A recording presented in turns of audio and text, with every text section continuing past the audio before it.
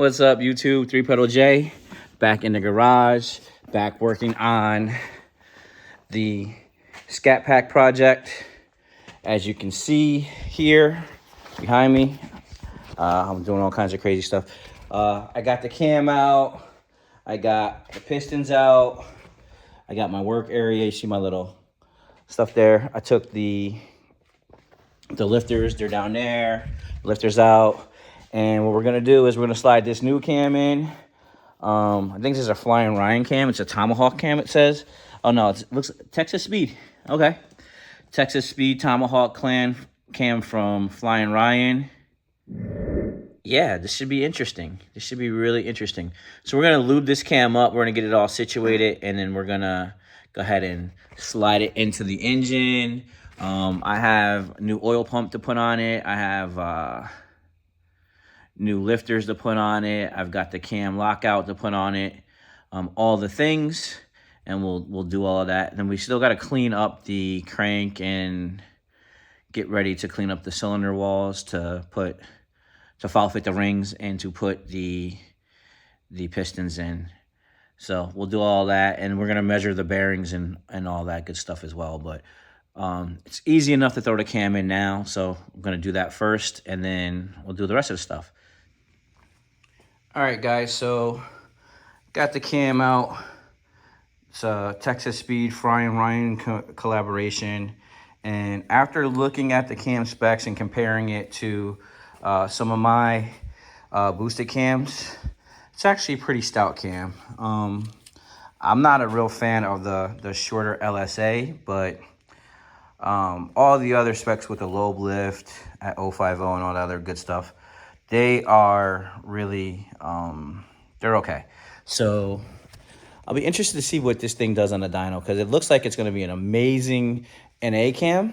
It's not going to be really hard on the valve train either, so that should be good. I'm going to be very curious to see how much power this thing makes NA, and then usually with boost you just raise that number up, 30 horsepower per pound of boost, and you'll know where you're going to land. But I think this is going to be a stout little engine when it's all said and done, so I'm getting excited. I'm going to go ahead and get some assembly lube on there. Use the Lucas, clean this up real good, wipe off all the potential whatever from my hands and from casting and just sitting around. And then we're going to slide this guy in there. So all right, guys, so cam has been installed. I just got the old bolt here hanging out for now because I'm not gonna I still gotta do the lockout and the phaser. So now we're gonna go ahead and get the lifters put in. All right, guys, as you can see, this is my last roller, and you can see I have a film of the assembly lube on the tips of the rollers, and it's gone all the way around. Hopefully that's showing up. You can see the light green film. There's also assembly lube that I applied on the cam itself. So I do that because when you put these guys in, right, and you first go to crank it up, there's not gonna be any oil in this engine because I'm gonna clean everything up, and then there's not gonna be any oil. One other thing to do is, before you do this, is make sure you got the bolt angled properly so that it'll lock it in. Because sometimes it'll line in and slide up, but the bolt will be kind of crooked and across, cockeyed, so you can't tighten it. English is not my strong suit today. I did a video on this a long time ago, and I wanted to show you guys real quick the difference between MDS and non-MDS. So if you look at this lifter pack right here, these two where my thumb are, you see two holes. And that's the holes these are the ones that deactivate. And depending on where you put them, they're gonna be, if you put them on this side, it's the rear. If you put it on that side, it's the front. On here, it's the rear too. On this side, it's the front too. So on the driver's side, it's the rear, and on the passenger side, it's the front too. So every other cylinder is running. So you get only three, two will be working, and then looks like 6 and, let's see, 6 and, so let's see. This is 1 is working and 5 are working. And then it looks like it'll be 4 and 8. So 1 and 5, 4 and 8 will be activated. So 1, 5, 4, 8. So then you got obviously 3, 1, 5, 4, 8. So you got 2 and 6 not working and 3 and 7 not working. But as you can see, obviously I dropped one of the lifters. As you can see, you're only gonna have 4 cylinders when you're in MDS mode working in, that's part throttle or cruise mode, and it just deactivates the cylinder, saves fuel mileage, whatever, but it's not really desirable. Nobody wants that. So and with a cam application, you really can't have that because that's when you start tearing stuff up with all the higher cylinder pressures and the lift stuff. It's not good. So that's that. But we got the cam in, we got the MDS lifters in. I got to finish pulling the plugs for the MDS solenoids. I already broke the solenoid, so I got to get 3 of the 4 out. And then we're done with the cam profile part of this build. I got to clean the cylinders. I got to clean the crank. The cylinders aren't bad, but they still have a crosshatch, but I'm going to clean them. I'm going to run a light dingleberry hone on it, then clean it again. I'm going to clean all the journals of the crank. We're going to measure for rod bearing clearances. I've got a couple sets of rod bearings here. I got the set that came with this kit. And then I've got stuff that I bought for my own personal stuff. So we'll figure out what we need to do to make that work. Make sure that there's no issues there. And get that all situated. I got to foul fit rings. And then this thing's ready to go back together.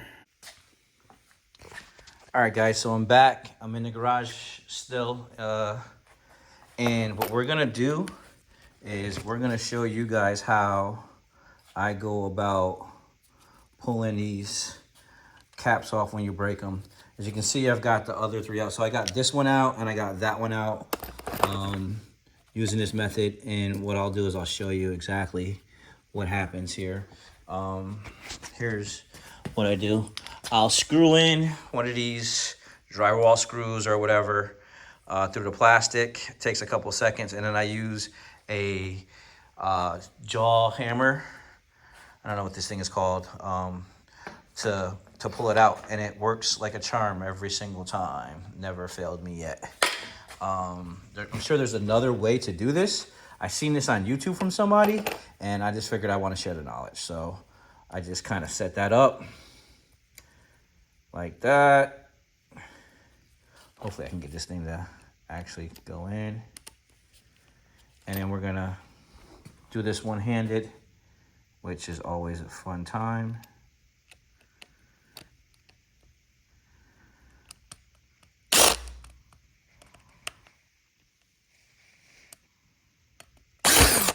All right, let me switch hands when I do it.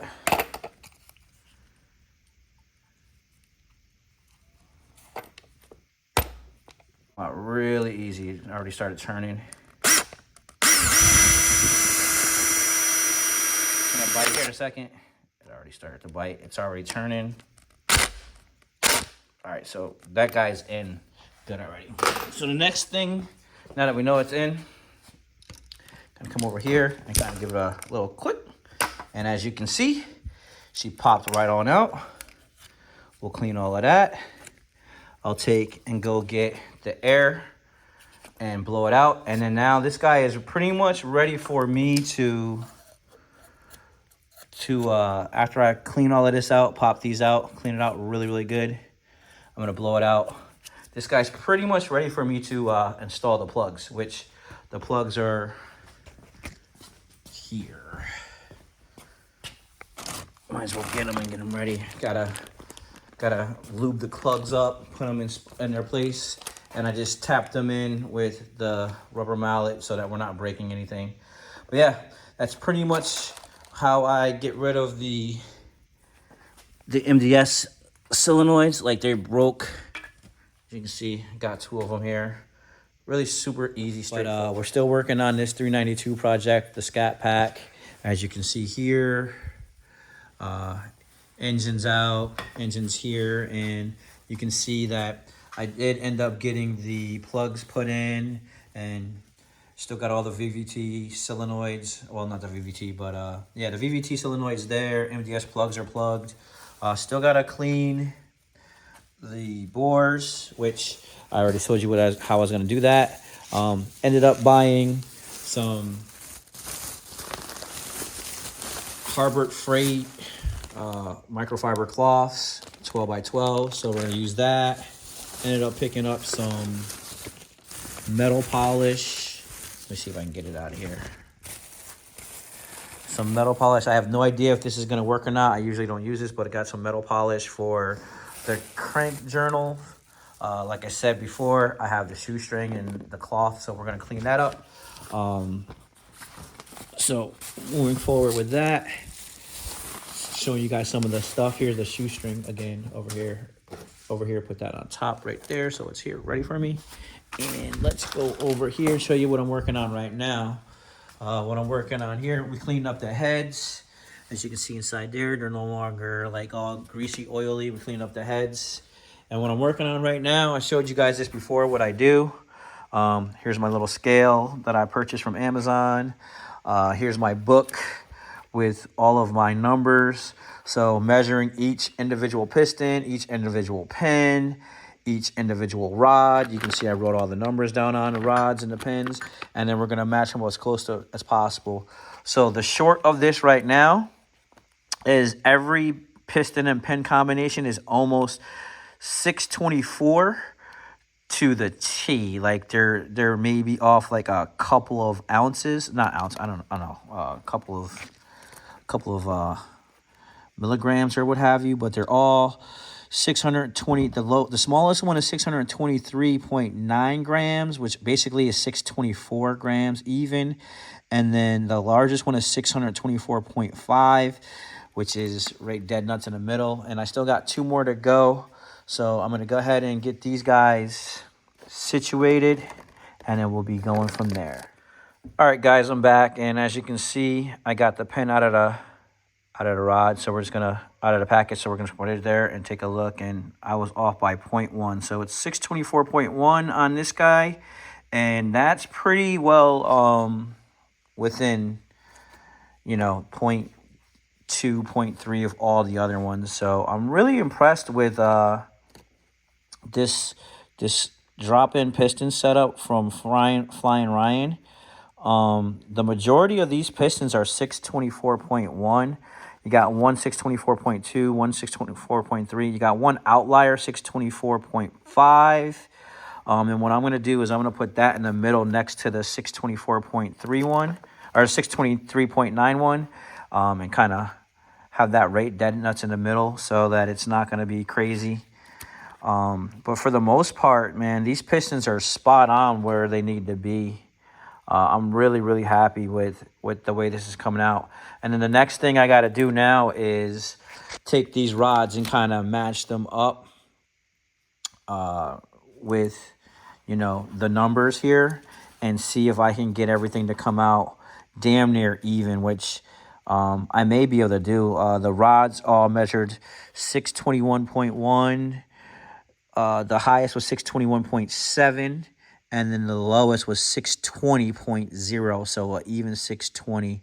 So I'll put that 620.0 with that heavy rod, with that heavy piston set, and then that should kind of equalize everything. And then I'll take the next one and so on and so forth. But what I'll end up doing is matching everything up and trying to get it as close to balanced as possible. And then after foul fitting the rings, we'll be ready to slide these guys in. Barring, you know, the cleanup and all the other stuff that I got to do. So that's next. You know, I'm really happy with the way this is turning out. So I'll see you guys in the next one, and we'll pick up where we're leaving off right now. But this is going to conclude my efforts for tonight, and I'll see you in the next one. Till the next time, 3 pedal J, 7 rev up, dump the clutch, grab a gear, disappear. Peace.